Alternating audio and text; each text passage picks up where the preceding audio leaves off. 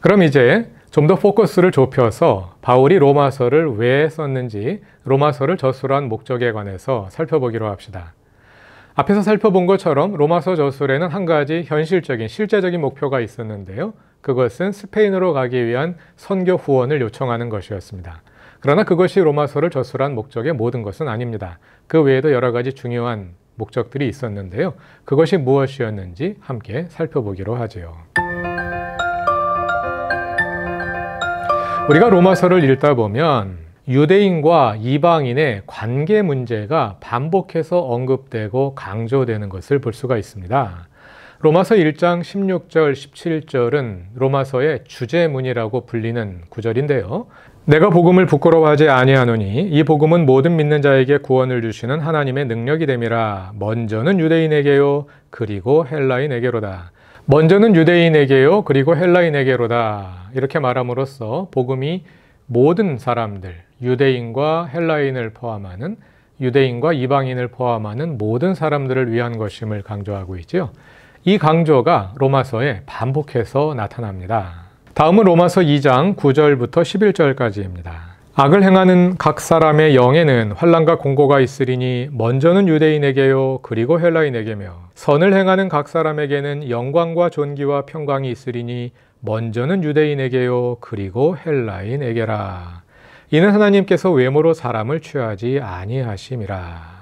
다음은 3장 22절입니다.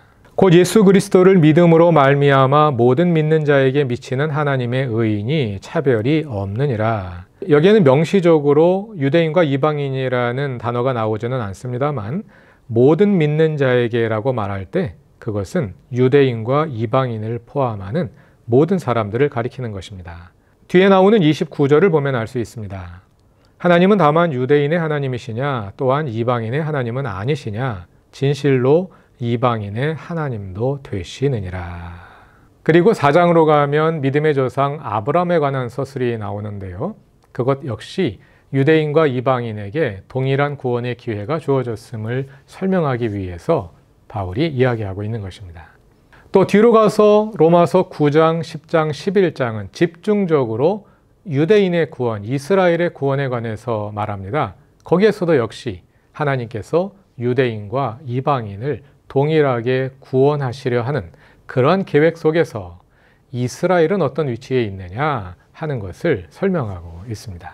이처럼 로마서에 유대인과 이방인의 관계, 그리고 유대인과 이방인을 포함하는 모든 사람이라는 이 개념이 강조되고 있는 것은 아마도 이것이 로마서의 저술 목적과 관련되어 있을 것이다 하는 생각을 품게 하는 것이죠. 과연 이 배후에 있었던 로마서의 저술 목적은 무엇일까요? 로마서의 저술 목적은 로마서의 연구 주제 가운데 핫 이슈 중에 하나였습니다. 다양한 연구들이 진행되었는데요. 그 연구들을 크게 세 가지 입장으로 요약해 볼 수 있습니다. 첫 번째 입장은 이 유대인과 이방인의 관계 문제가 로마서 저술 당시 로마 교회에서 일어나고 있었던 어떤 문제와 관련되었다는 것입니다. 우리가 지금까지 데살로니가 전서와 고린도 전서를 읽었는데요. 두 편지 모두 두 교회의 상황, 그리고 바울과 그 교회 사이의 관계와 밀접하게 관련이 있다는 것을 확인했지요. 바울 서신들은 구체적인 역사적 맥락에서 태어난 것이고 대개는 수신자들이 가지고 있었던 어떤 문제들에 대해서 바울이 목회적이고 신학적인 답을 내려주는 것이 바울 서신의 내용입니다. 그러므로 다른 서신들처럼 로마서 역시 로마 교회에 있었던 어떤 문제들에 대해서 바울이 말하고 있을 것이다 하고 보는 것이죠. 그럼 유대인과 이방인의 관계와 관련해서 구체적으로 어떤 문제가 로마 교회에 있었을까요? 여기에서 관심의 대상이 되는 것이 소위 클라우디우스의 칙령입니다. 로마 역사가 수에토니우스의 기록에 의하면 로마의 유대인들이 크레스투스의 선동에 의해 소동을 일으켰기 때문에 유대인들을 로마에서 쫓아내는 그런 칙령을 내렸다는 것입니다. 역사가들은 이 크레스투스는 아마도 크리스투스를 잘못 듣고 옮겨 쓴 것일 것이다, 이렇게 생각합니다. 크리스투스, 라틴어로 그리스도를 가리키는 말입니다. 로마에 있는 유대인들 가운데 그리스도인 유대인들과 비그리스도인 유대인들 사이에서 어떤 충돌이 일어났던 것이 아닐까 하고 판단하게 되는 것입니다. 이 사건이 정확히 언제 일어났는지는 알 수 없습니다. 그런데 우리가 지금까지 바울 서신과 사도행전을 토대로 구성해 보았던 바울 사역 연대기에 비추어서 위치를 찾아보자면 대략 49년경에 일어났을 것으로 역사가들은 추정하고 있습니다. 자, 로마에서 그리스도인 유대인들과 비그리스도인 유대인들 사이에 충돌이 일어났다는 것은 이미 49년경에 로마에 그리스도인들이 있었음을 보여주는 것이겠죠. 그때 로마에 이미 교회가 세워져 있었던 겁니다. 바울이 로마에 가기 전에 다른 선교사들, 아마도 유대인 선교사들에 의해서 로마에 교회가 세워져 있었던 거죠. 로마 교회를 세운 사람들은 아마도 유대인들이었을 것이고 유대인들이 교회의 지도자였을 것입니다. 거기에 이방인 그리스도인들이 들어와서 교회를 구성하게 되었겠죠. 그런데 클라우디우스의 칙령이 내려져서 로마 교회를 이끌고 있던 유대인 그리스도인들이 모두 로마를 떠날 수밖에 없는 상황이 되었던 겁니다. 그 다음에는 어떻게 교회가 유지되었을까요? 교회를 구성하고 있었던 이방인들이 지도자가 되어서 교회를 이끌게 되었겠죠. 그러나 클라우디우스는 얼마 지나지 않아서 죽었고 그의 죽음과 함께 클라우디우스의 칙령도 유야무야 되었을 것입니다. 그래서 그리스도인들이 다시 로마로 돌아오게 되었겠죠. 그래서 과거에 로마 교회를 이끌던 유대인들이 다시 과거의 그 리더십을 요구했을 수 있고 새로 리더를 맡아서 교회를 이끌고 있었던 이방인들과 사이에서 갈등이 일어났을 수 있겠지요. 이것이 첫 번째 입장을 가진 사람들의 추론입니다. 그러니까 로마서는 유대인과 이방인의 관계, 하나님의 구원은 유대인과 이방인을 포괄하는 모든 사람을 위한 구원이라는 것을 로마서에서 강조하는데 그 이유는 로마 교회에서 유대인과 이방인 사이에 이런 문제로 갈등이 일어나고 있었기 때문에 바울이 거기에 대해서 처방을 내린 것이다 하고 보는 것입니다. 자, 여기에 대해서는 반론들이 있습니다. 그것은 다른 바울 서신들은 바울 자신이 세운 교회에 보낸 편지들이기 때문에 그 교회에서 일어난 문제들에 대해서 바울이 이렇게 해라 저렇게 해라 하고 목회적 처방을 내렸지만 로마 교회는 바울이 자기가 세운 교회도 아니고 지금 바울은 그 교회에 선교 후원을 요청하는 그런 입장에 있는데 그런 상황에서 로마 교회에 일어난 문제를 가지고 이렇게 해라 저렇게 해라 왈가왈부한다는 것이 설득력이 있겠느냐 하고 보는 거죠. 그래서 유대인과 이방인의 관계 문제의 원인을 다른 상황에서 찾으려고 하는 사람들도 있습니다.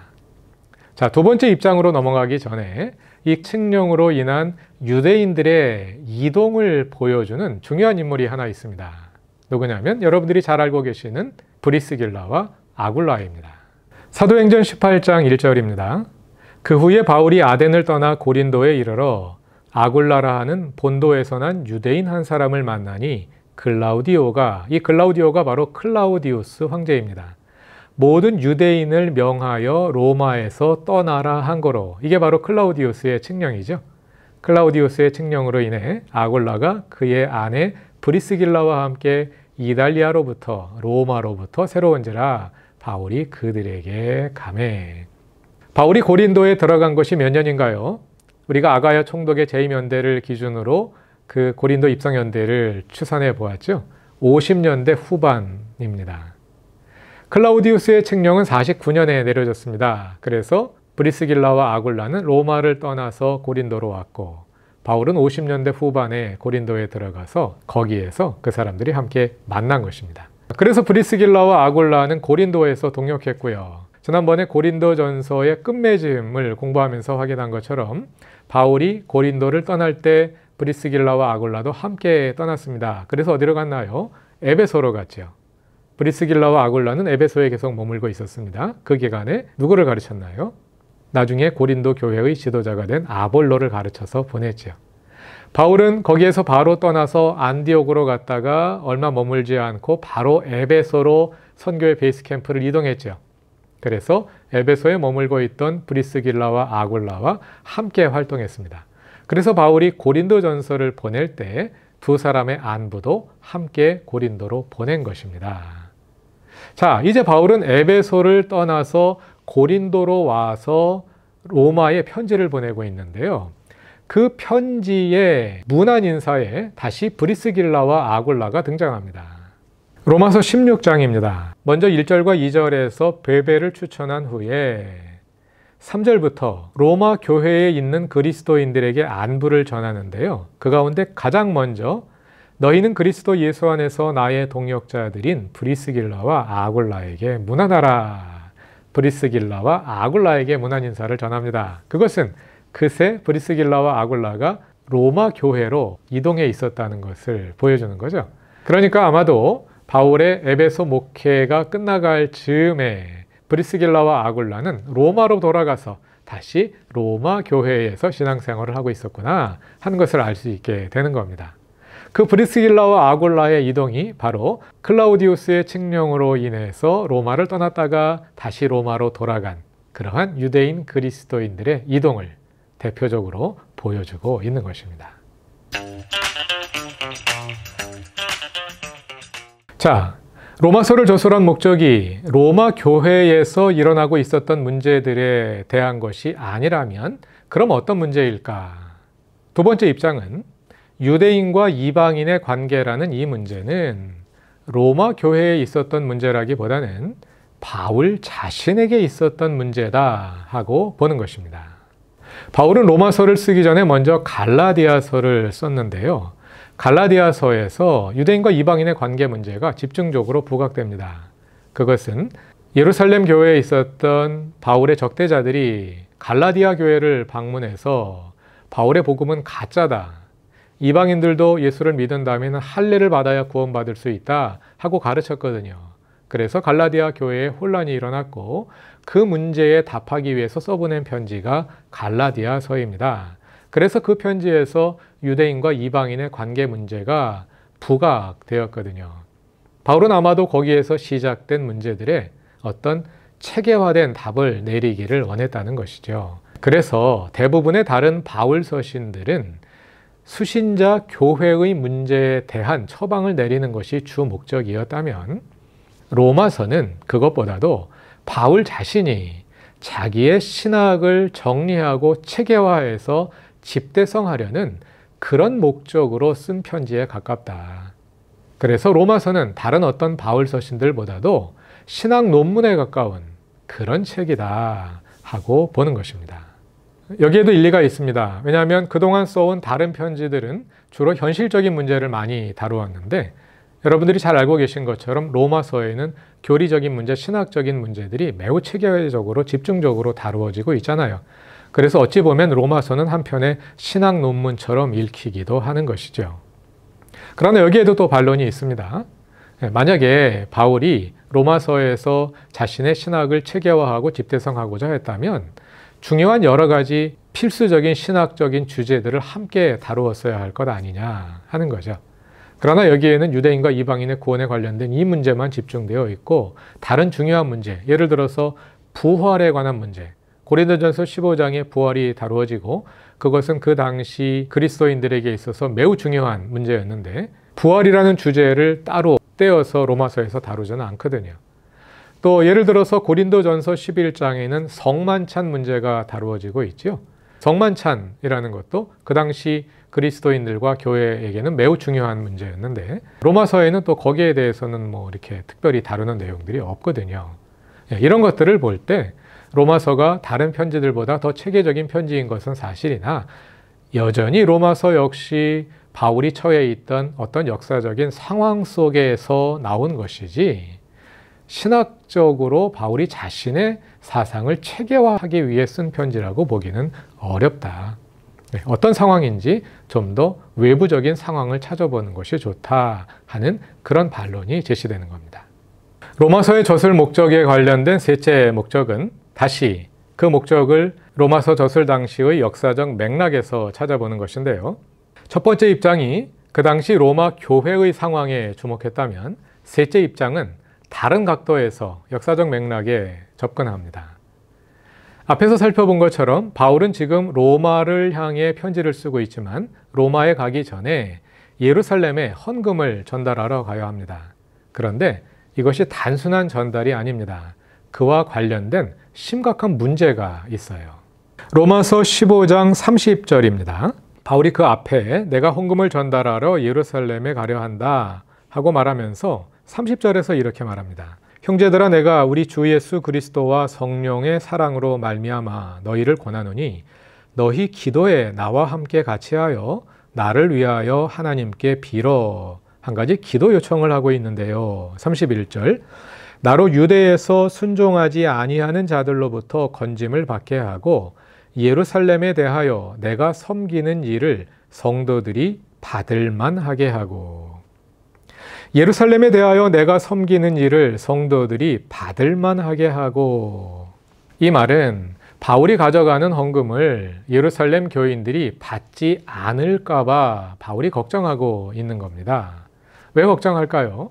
예루살렘 교회에는 바울의 복음을 인정하는 사도들도 있지만 그 가운데는 바울의 복음을 인정하지 않고 바울의 사도권을 부정하는 사람들도 있습니다. 바울이 이방인들에게 복음을 전하면서 율법을 지키지 않아도 된다고 가르치는 것에 대해서 분개하는 그런 사람들이 있는 거죠.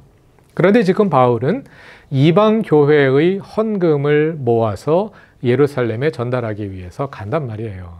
비록 예루살렘 교회에 가난한 성도들이 있어서 물질적인 도움이 필요한 것은 사실이지만 예루살렘 교회가 이방 교회의 헌금을 받는다면 그것은 곧 이방 교회를 인정한다는 표시가 되지 않겠습니까? 그러니까 아마도 그 매우 보수적인 예루살렘 교회의 교인들이 바울이 가져온 헌금을 받으면 안 된다 하고 문제 제기를 할 수가 있잖아요. 바울이 그 상황을 염려하고 있는 것입니다. 그런데 사도행전을 읽어보면 바울이 염려하던 일들이 실제로 일어나죠. 바울이 예루살렘에 올라갔을 때 유대인들이 소란을 일으켜서 바울은 체포되고 가이사랴 감옥에 호송되어 가서 투옥되는 그런 일이 일어나지 않습니까?